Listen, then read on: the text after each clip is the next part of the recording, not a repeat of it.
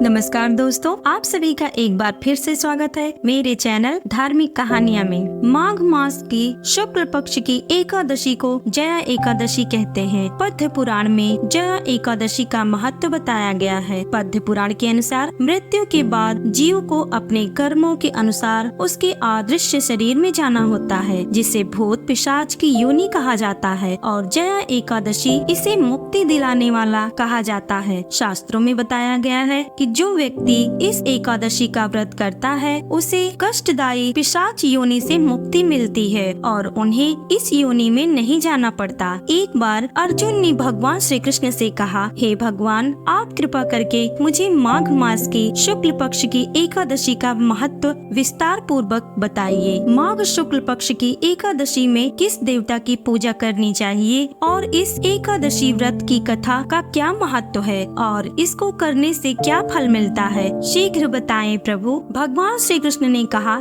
हे अर्जुन, माघ मास के शुक्ल पक्ष की एकादशी को जया एकादशी कहते हैं। इस दिन उपवास रखने से मनुष्य भूत प्रेत पिशाच आदि योनि से मुक्त होता है। इस दिन विधि पूर्वक उपवास करना चाहिए। मैं तुमसे अब जया एकादशी व्रत की कथा कहता हूँ। एक समय की बात है, नंदन वन में उत्सव का आयोजन हो रहा था। देवता, ऋषि मुनि सभी उत्सव में मौजूद थे। उस समय गंधर्व गा रहे थे और गंधर्व कन्याएं नृत्य कर रही थीं। इन्हीं गंधर्वों में एक माल्यावन नाम का गंधर्व भी था, जो बहुत ही सुरीला गाता था। जितनी सुरीली उसकी आवाज थी उतना ही वह रूपवान भी था। गंधर्व कन्याओं में से एक पुष्पावती नाम की नृत्यांगना भी थी। पुष्पावती नाम की गंधर्व कन्या ने माल्यावन नाम के गंधर्व को जब देखा तो देखते ही उस पर मोहित हो गई और वह अपने हाव भाव से उसे रिझाने का प्रयास करने लगी। माल्यावन भी पुष्पावती पर मोहित होकर अपने गायन का सुर संगीत का लय भूल गया और संगीत का सारा आनंद ही बिगड़ गया। उस सभा में उपस्थित देवांगनाओं को यह अच्छा नहीं लगा। माल्यावन के इस व्यवहार से भगवान इंद्र नाराज होकर उन्हें श्राप देते हैं और कहते हैं कि स्वर्ग से वंचित होकर तुम मृत्यु लोक पर पिशाचों का जीवन भोगोगे, क्योंकि तुमने संगीत जैसे पवित्र साधना का अपमान किया है। साथ ही सभा में उपस्थित गुरुजनों का भी अपमान किया है। इंद्र भगवान के श्राप के कारण वह दोनों पृथ्वी पर हिमालय पर्वत की जंगल में पिशाची जीवन व्यतीत करते हैं। पिशाची जीवन